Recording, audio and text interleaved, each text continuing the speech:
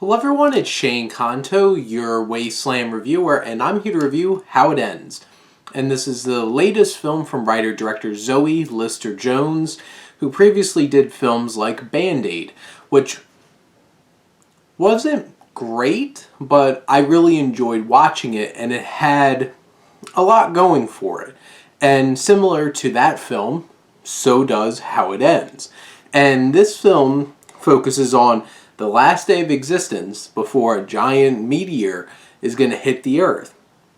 And we focus on Liza, who's played by Zoe Lister-Jones, and a younger version of herself who's manifested in physical form, played by Kaylee Spaney, and I'll get to everybody else in this film.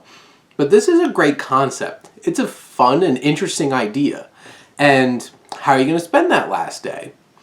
Whether it's trying to find some weed to get high, or trying to connect with former friends, or trying to get closure from former lovers, or go to a crazy party at the end of the day and just wait for it all to end.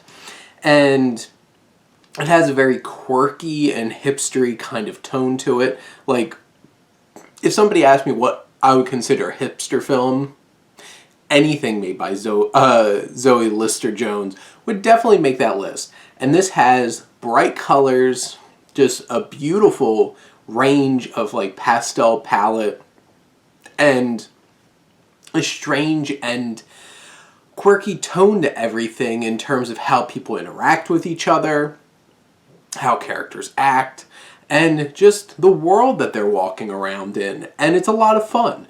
It's visually an interesting and fun feast for the eyes to take in. And it has some interesting introspective themes as you have Zoe Lister-Jones and Kaylee Spaney playing the same character, interacting with each other, and them trying to make that connection with themselves.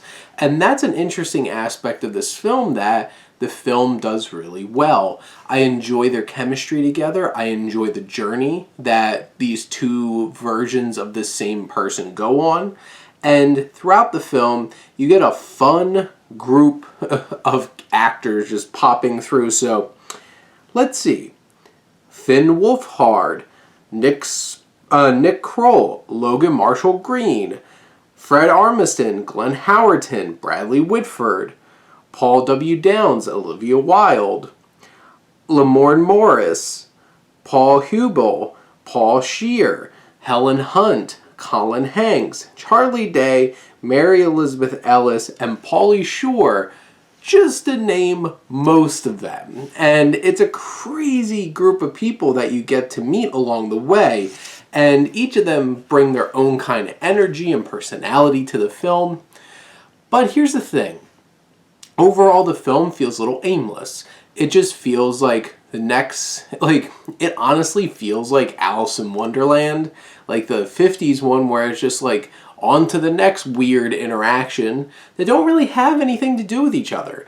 And you just keep going there and going there and going there, and there's not a whole lot of specific narrative drive.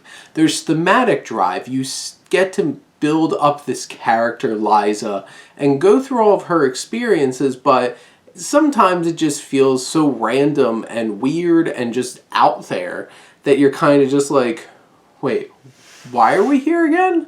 And it's still a lot of fun, but it lacks that added oomph, that depth, that narrative drive to keep you interested throughout this hour and 20-minute runtime, which isn't that much. But it does have a lot to say and gives you perspective on relationships, relationship with yourself, and I enjoyed that a lot about this film. I liked this film. It's weird, it's quirky, it's fun, and even if it's not the most narratively satisfying or interesting or intriguing, you could still get a lot of fun out of this film, like I did. So I hope you go check out this film. I think a lot of people will get some enjoyment out of it, but it might be on a different frequency. It clicked with me. Hopefully it clicks with you too. But those are my thoughts on How It Ends. Let me know what you think, and let's talk some movies. But thank you as always for tuning in and supporting your Wasteland reviewer.